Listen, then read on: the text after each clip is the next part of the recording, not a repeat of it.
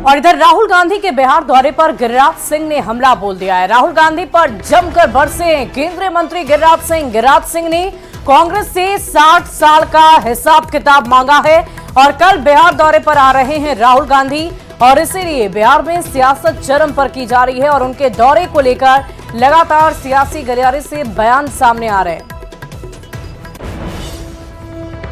पहले तो आंकड़ा ये दे दें कि 60 साल कांग्रेस ने इस देश में राज किया, वहां कितना रोजगार दे पाए, ये कुकर्म तो उन्होंने किया है।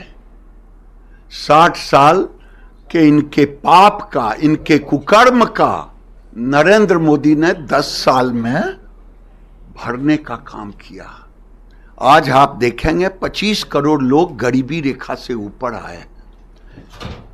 71 में श्रीमती गांधी की ने एक नारा दिया उस समय कांग्रेसियों ने, आधी रोटी खाएंगे, इंदिरा को लाएंगे। इंदिरा तो आ गई, गरीब गरीब होते चला गया, गरीब नहीं निकल पाया। मोदी जी ने गरीबी रेखा से ऊपर निकाला। और देखिए, राहुल गांधी कल बिहार दौरे पर आ रहे हैं और इसकी चर्चा पुरजोर तरीके से सियासी गलियारे में इसलिए हो रही है क्योंकि एक तरफ जहां बिहार में कुछ ही महीने में चुनाव होने हैं और चुनावी तैयारी पहले से ही राजनीतिक दलों की तरफ से की जा रही है और तस्वीरें हम आपको राहुल गांधी की दिखा रहे हैं कैसे उन्होंने पूरी तैयारी आगामी चुनाव को लेकर कर रखी है। और इसीलिए लगातार बिहार में एक तरफ जहां एनडीए के तमाम दिग्गज नेता दौरे पर आ रहे हैं तो दूसरी तरफ राहुल गांधी के आगमन से भी कांग्रेस का जोश हाई नजर आ रहा है। लेकिन इन सब के बीच राहुल गांधी के बिहार दौरे से सियासत भी चौतरफा हो रही है। एक एक करके तमाम सत्ता पक्ष के नेताओं की तरफ से बयान सामने आ रहे हैं। ये कहा जा रहा है कि उनके आने से किसी भी तरह का कोई फायदा कांग्रेस को नहीं पहुंचने वाला, बल्कि कांग्रेस हार जाएगी।